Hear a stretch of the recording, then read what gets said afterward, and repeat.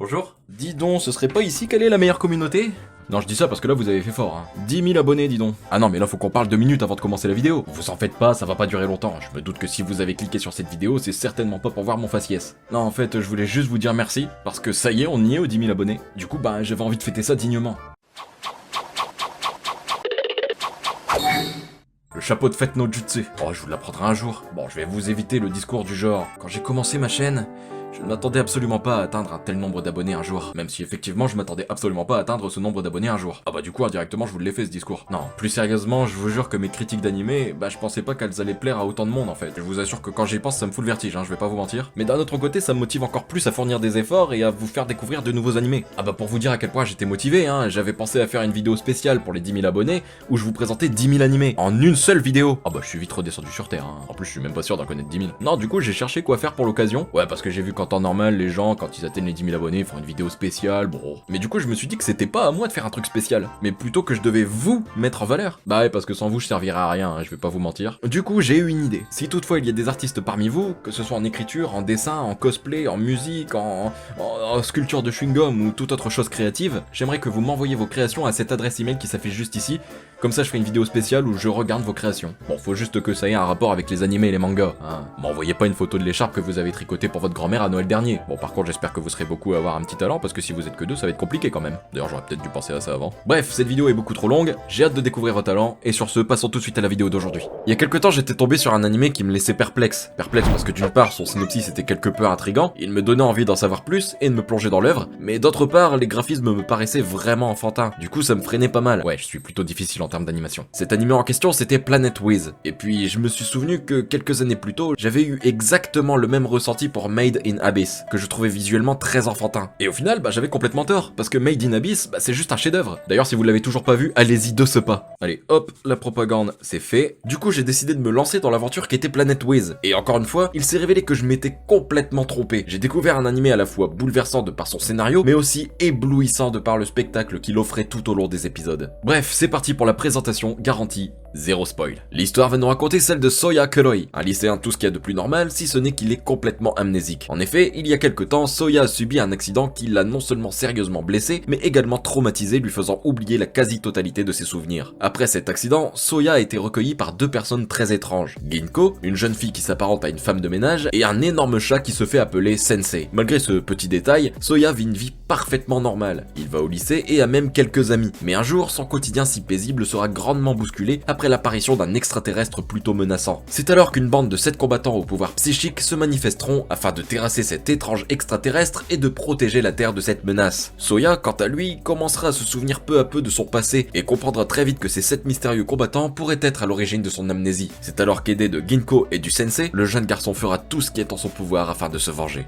Bon, il y a quelque chose que je dois vous dire, mais j'ose pas. Bah ouais, parce que si je vous le dis, je suis sûr qu'il y a la plupart d'entre vous qui vont partir sans même essayer de comprendre pourquoi cet animé est tout simplement génial. Ah, je commence à vous connaître, hein, mais bon, faut que je vous le dise quand même. Bon, j'ai pas vraiment le chaud de toute façon. L'animé est un mecha. Je sais, le genre mecha est un peu controversé, mais vraiment, je vous invite à rester jusqu'à la fin de la vidéo. D'une part pour le watch time, et d'autre part parce qu'on est loin, voire très loin d'être dans un animé mecha de base. Croyez-moi, vous pourriez être surpris. Non, vraiment, l'animé a un truc spécial, un truc qui fait qu'on ressent pas vraiment l'ambiance mecha, et ce serait triste de louper l'histoire somptueuse de Planet Wiz juste pour ça. Vraiment. Je vous jure, l'animé est vraiment excellent. On va suivre un jeune garçon qui malgré tout est hyper intriguant dès le début, on a direct envie d'en savoir plus sur son passé, et également de comprendre pourquoi il se retrouve entouré d'une maid un peu loufoque, et d'un chat hyper chelou. Non mais vraiment, regardez-moi le morsif, c'est plus un chat à ce niveau-là. Vous imaginez un peu la litière de ce machin-là? Ah non, je crois qu'il faut pas imaginer en fait.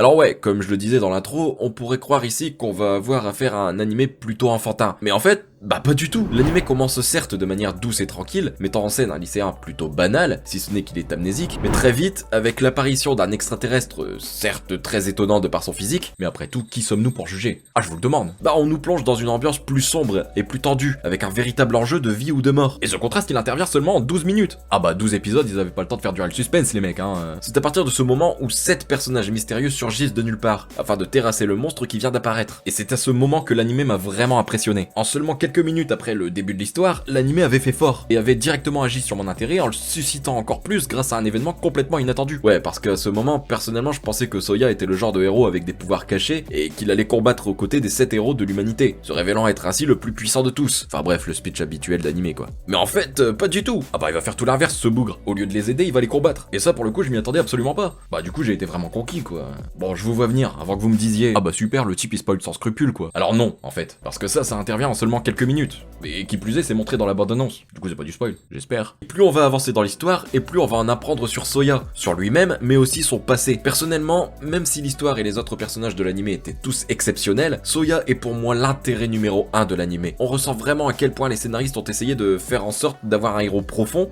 avec des valeurs, mais aussi des sentiments forts et réalistes. Ce qui m'a fasciné chez lui, c'est que certes, c'est le héros de l'histoire, mais il n'a pas un réel comportement héroïque. Non, il est plus considéré comme un antagoniste, un personnage qui suivra ses propres sentiments, favorisant ainsi la vengeance plutôt que de servir une cause juste. Ce qui l'amène par exemple à combattre les gentils, sans même se poser de questions sur si ce qu'il fait est bien ou non. Et c'est là que le travail de Mizukami est vraiment bien fait. Parce que même si Soya combat les héros, bah on s'attache à lui, et plein d'interrogations nous viennent.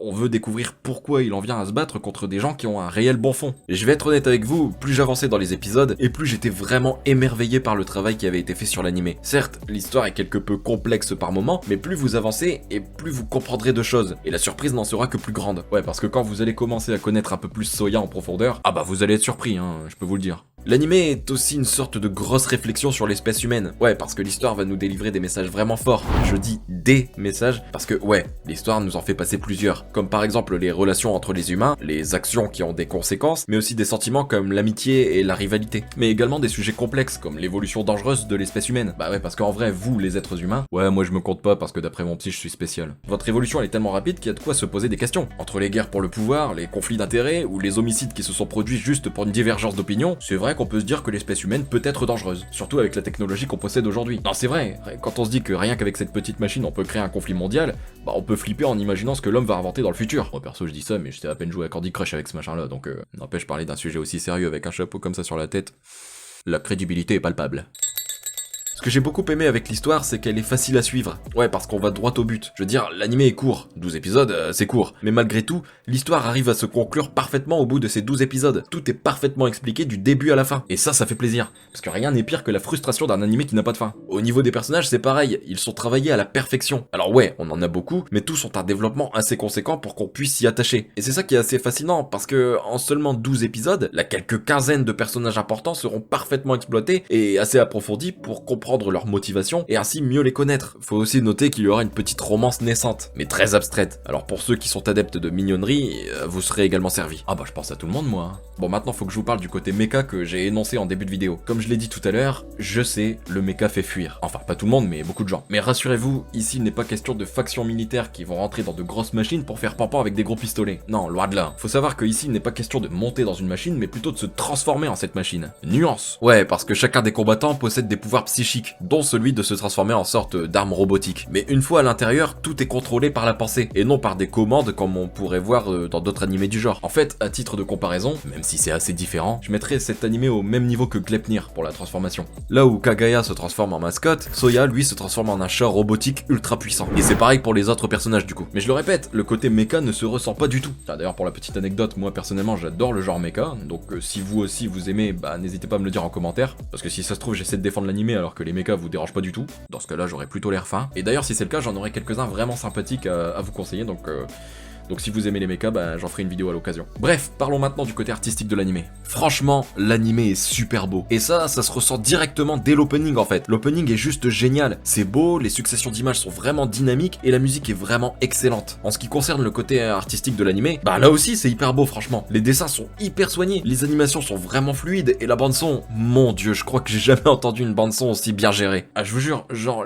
les sons des pouvoirs, des explosions, des impacts, tout ça, c'est vraiment bien fait. Bon par contre, petit conseil, personnellement j'ai regardé l'anime avec ce genre de casque, donc au niveau du son, c'est bon quoi. Ouais bah faites pas la même erreur que moi hein. Ouais parce que l'épisode 5 il y a une sorte de grand serpent qui va arriver, bah baissez le son hein. Non parce que moi son cri m'a littéralement déchiré les esgourdes. Bref, Planet Wiz est selon moi un anime trop peu connu. Un anime avec une histoire vraiment prenante du début à la fin, une histoire parfaitement gérée et des personnages très attachants. J'ai beaucoup été surpris par l'anime parce que pour être honnête, je ne m'attendais absolument pas à ça quand je l'ai commencé. Croyez-moi, si vous décidez de vous lancer dans Planet Wiz, vous pourriez passer un moment vraiment intense, entre émerveillement face au combat époustouflant, la surprise face aux révélations surprenantes, mais aussi à l'émotion grâce aux personnages riches en sentiments. Alors, si vous êtes prêts à vous lancer dans cette aventure incroyable qu'est Planet Wiz, rendez-vous dès maintenant sur Crunchyroll. Ouais, parce que j'ai oublié de le dire, mais l'anime est licencié sur Crunchyroll. Voilà ce qui conclut cette vidéo, j'espère qu'elle vous aura plu. Si c'est le cas, n'oubliez pas de balancer comme d'habitude votre plus gros kamehameha sur le pouce bleu, et de vous abonner pour ne pas louper la prochaine vidéo, et pourquoi pas la partager à vos amis qui sont en manque d'animés originaux. Bref, encore merci pour les 10 000 abonnés, vous êtes géniaux. Sur ce, moi je vous laisse, je vous fais des bisous, et je vous dis à plus dans une prochaine vidéo. Ciao.